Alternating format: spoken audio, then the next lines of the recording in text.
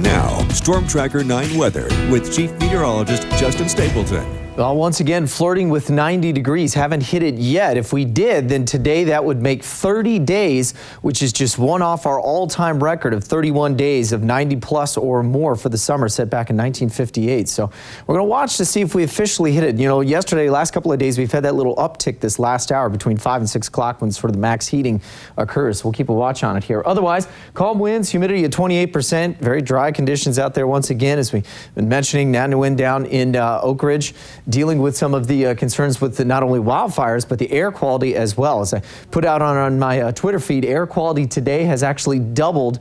Now, not in the good way either. It's actually gone from a unhealthy to almost right to the very unhealthy. Now you say, okay, what does that mean? Well, it basically means that not just sensitive groups, but we're talking everyone will be impacted by that. And certainly folks in Oak Ridge know that just by looking out their windows. And that's basically because we've got the winds out of the north and northwest. And so they're kind of funneling down Highway 58 and just kind of pushing all that smoke up against some of the foothills there right outside of town. We'll see some of that start to lift as we get later on this evening and might see some of that break off towards Willamette Pass. Last night we had some of that move in towards central Deschutes County around Bend and Sisters, for example. Might see a little bit of that there this evening, but it's a little more disorganized than the big plumes that we had on the radar yesterday. Marine layer has been hugging at the coast earlier today. That is kind of broken up now. We'll see that start to reform and make a bit of a stronger push as we head overnight tonight.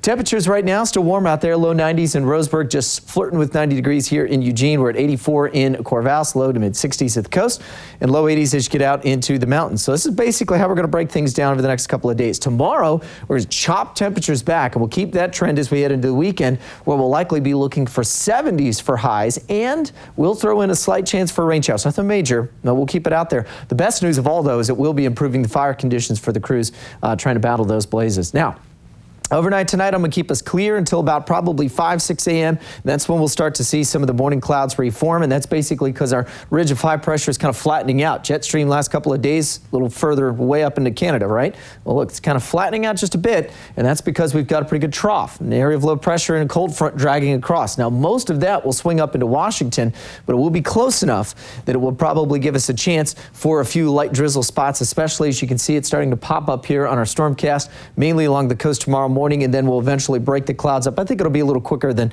what it's showing here, probably 10, 11 a.m. But still, there comes that front sliding through, and that unlocks the door to a much cooler weekend forecast. And in fact, might even keep a chance for a few, we'll call it just a passing shower or two as you head towards Saturday night. So if you headed out to Autzen, I don't think you'd need to bring the rain gear, but if you get sprinkled on, well, that may be what you get. So here's what we've got for the coast tomorrow. Morning clouds, partly sunny skies as we head towards the afternoon. The Umpqua will certainly be a recipient of the cooler air tomorrow. Much cooler than that as we get in towards the weekend. No more 90s on the board. That's nice. Mostly sunny and cooler.